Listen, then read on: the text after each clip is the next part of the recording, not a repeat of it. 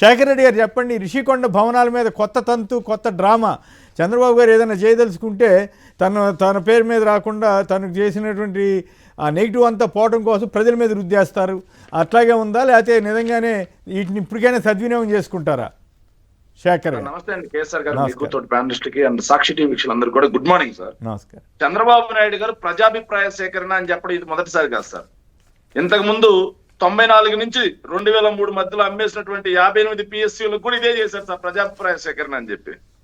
ప్రజాభిప్రాయ సేకరణ ప్రజలు అనే బ్రహ్మ పదార్థాన్ని ముందు పెట్టి ప్రభుత్వ ఆస్తులను మొత్తం ప్రైవేట్ వాళ్ళకి కట్టబెట్టి వాటి నుంచి ముడుపులు తీసుకోవడంలో చంద్రబాబు నాయుడు గారు దిట్ట సార్. సార్ ఋషికొండ అనేది ఈరోజు రాష్ట్ర ప్రజలందరూ గమనిస్తా ఉన్నారు సార్. ఋషికొండ అనే అంశాన్ని ఎంత దుర్మార్గంగా, ఎంత నిస్సిగ్గుగా రాష్ట్ర ప్రజలకి విషం చిమ్మారు గత 5 సంవత్సరాలని మనం చూసాం సార్. సో ఏదైతే ఉన్న పాత భవనాలను మొత్తాన్ని కొట్టేసి ఆ పాత భవనాల వల్ల టూరిజం డెవలప్ కావట్లేదు, ఎవరైతే పర్యాటకులు రావట్లేదు, పర్యాటకులకు అనుకూలంగా అవి లేవు అని చెప్పేసి ఏపీ టూరిజం డెవలప్మెంట్ కార్పొరేషన్ ఆధ్వర్యంలో వైఎస్ఆర్ కాంగ్రెస్ పార్టీ అధికారంలో ఉన్నప్పుడు అత్యాధునికమైన భవనాలు కడతా ఉంటే వాటిని జగన్ ప్యాలెస్ అని చెప్పారు సార్. జగన్ గారు సొంత భవనాలని చెప్పి ప్రచారం చేశారు సార్. ఋషికొండ గుండె అన్నారు, పర్యావరణం ఏదైతే మంట కలిసిపోతుందన్నారు, సముద్రం ముందుకు వస్తుందని ఇంకొక ఆయన కూడా మాట్లాడారు సార్. కానీ ఈ రోజు జగన్ గారు కట్టినటువంటి అత్యాధునికమైనటువంటి భవనాలని ప్రైవేట్ వాళ్ళకి కట్టబెట్టడానికి కుట్రకు తెరలేపడంతో పాటుగా దాన్ని ఆనుకోండి సార్. జగన్ గారి మీరు చూసుంటారు సార్, విశాఖపట్నంలో ఆ భవనాలను ఆనుకొని రౌండ్గా ఉంటుంది సార్ కొండ చుట్టూ. ఇటు సైడు 9 ఎకరాలను కూడా ప్రైవేట్ హోటల్స్ వాళ్ళకి కట్టబెడుతున్నారు అంటే ఎంతకు మించి నిస్సిగ్గు స్టేట్మెంట్ ఇంకోటి ఏమైనా ఉంటుందా సార్? ప్రభుత్వ భవనాలని ప్రైవేట్ వాళ్ళకి కట్టబెడితే పర్యావరణం దెబ్బతిందు, ఋషికొండ గుండు పడదు, సముద్రం ముందుకు రాదు, విశాఖపట్నం ప్రజల యొక్క మనోభావాలు దెబ్బతినవు, అవి వాళ్ళ యొక్క ప్యాలెస్లు కావు. కానీ ప్రభుత్వం కడితే, ప్రభుత్వం వాటిని చేపడితే మాత్రం అవి జగన్మోహన్ రెడ్డి గారి సొంత భవనాలు. ఇది రాష్ట్ర ప్రజలందరూ గమనిస్తా ఉన్నారు సార్. చంద్రబాబు నాయుడు గారు అనే ఒక వ్యక్తి 16 నెలల్లో చేసింది ఏంటంటే జగన్మోహన్ రెడ్డి గారు చేసినటువంటి పాలనని కాపీ పేస్ట్ చేయడం ఒకటి. ఇది కాకుండా కాపీ పేస్ట్ చేయడమే కాకుండా వాళ్ళు చేసింది ఏంటంటే కాపీ పేస్ట్ తో పాటుగా ఈ జగన్ రైట్.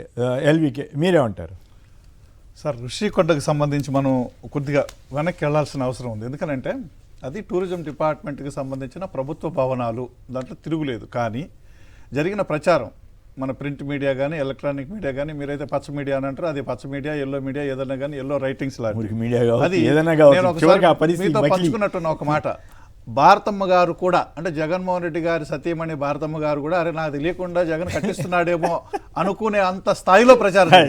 అది ప్రభుత్వ భవనం అని ప్రతి వాళ్ళకి తెలుసు. మీకు అంతకుముందు ఎందుకు సార్ సిపిఐ నారాయణ గారిని కలిసాను నేను ఏదో పని మీద ఒకసారి. ఆయన కూడా నేను ఒకసారి పోయి వచ్చాను, అక్కడికి చూసి వచ్చాను, బయటికి రాగానే బ్రహ్మాండమైన భవనాలు కట్టిస్తున్నారని చెప్తే అరే అది వాళ్ళ సొంతం చెప్పకపోయావా అని నాకు ఫోన్లు చేశారు కొంతమంది అని చెప్పారు. It is on record.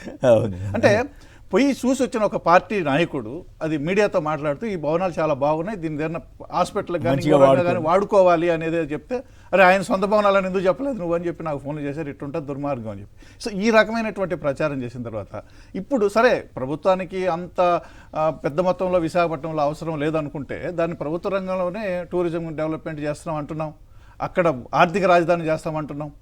So దాని ఆర్థిక రాజధాని అంటే గుర్తుకొచ్చింది లోకేష్ గారు, నేను హైదరాబాద్కు ధీటుగా విశాఖ, భాగ్యనగరంలో ఐటీ అభివృద్ధికి 30 ఏళ్ళు పడితే విశాఖలో 10 ఏళ్ళ ఆ స్థాయికి వస్తుంది. విశాఖలో 10 ఏళ్ళలోనే ఐటీ అభివృద్ధి అని మరి జగన్ గారు చెప్పింది అదే కదా. విశాఖ అయితే తొందరగా అభివృద్ధి చెందుతాయంటే అప్పుడు కాదు పొమ్మన్నారు, అమరావతి అసలు మొత్తం అంతా అన్నారు కదా. ఇప్పుడు వాళ్లే ఉపన్యాసాలు ఇస్తున్నారు లోకేష్ గారు, చంద్రబాబు గారు, ఆర్థిక రాజధాని లేకపోతే ముంబైకి పోటీ. ఇప్పుడు చంద్రబాబు నాయుడు గారే అసెంబ్లీలోనే చెప్పారు విశాఖపట్నం ఆర్థిక రాజధాని చేయాలని, ఎప్పుడో పాత రోజుల్లో ఉమ్మడి రాష్ట్రం ఉన్నప్పుడే. కానీ కాలేదు. సో జగన్ గారు చేద్దామంటే మాత్రం తూత్ అన్నారు. అది మనం విన్నాం. ఇక్కడ ఒక చిన్న మాట చెప్తాను సార్. మహేష్ బాబు గారి సినిమా పేరు గుర్తురాల నాకు.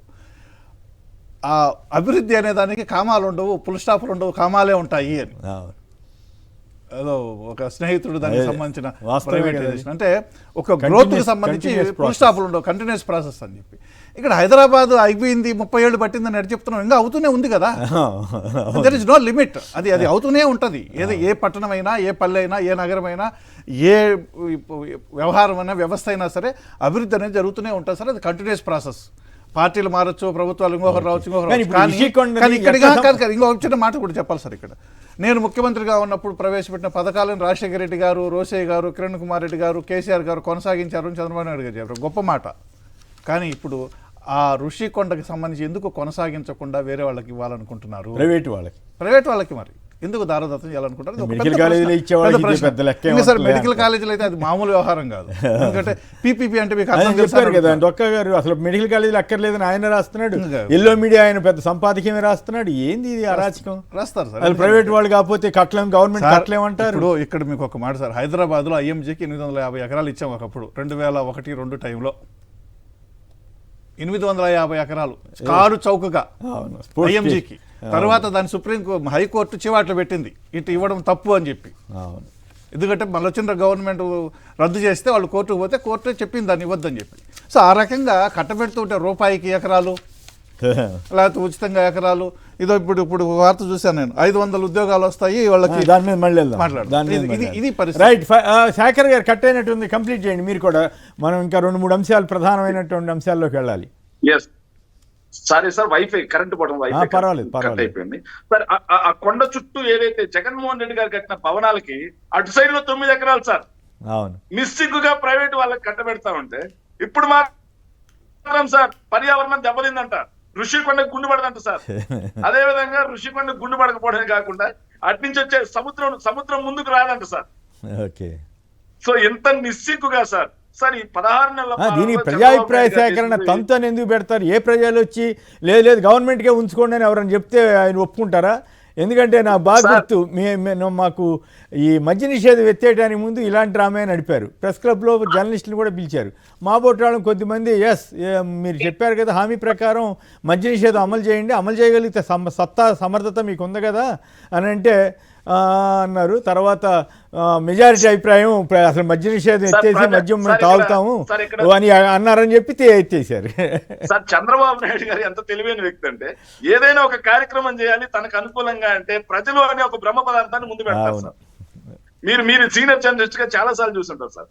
కానీ చివరిగా సార్ ఒక మాట ఏంటంటే, 16 నెలల్లో చంద్రబాబు నాయుడు గారి పరిపాలనని మనం గమనిస్తే సార్, 16 నెలల్లో కూడా ఏం నడుస్తా ఉందంటే, జగన్ గారు పెట్టినటువంటి పథకాలని, జగన్ గారి పరిపాలనని కాపీ కట్టడం ఒకటి సార్. 2 జగన్మోహన్ రెడ్డి గారు కట్టినటువంటి భవనాలని, జగన్మోహన్ రెడ్డి గారు తీసుకొచ్చినటువంటి ప్రభుత్వ ఆస్తుల్ని ప్రైవేట్ వాళ్ళకి కట్టబెట్టడం సార్. ఇవి 2 నడుస్తుంది సార్, ఇంకేం నడుస్తలేదు. అంతకు మించే నడుస్తా ఉందంటే ఎమ్మెల్యే స్థాయి నుంచి ఈ నకిలీ మద్యం, అదే విధంగా రేషన్ మాఫియా, ఇసుక మాఫియా, మైనింగ్ మాఫియా ఇలా దండుకోవడం మాత్రమే నడుస్తా ఉంది సార్. రైట్.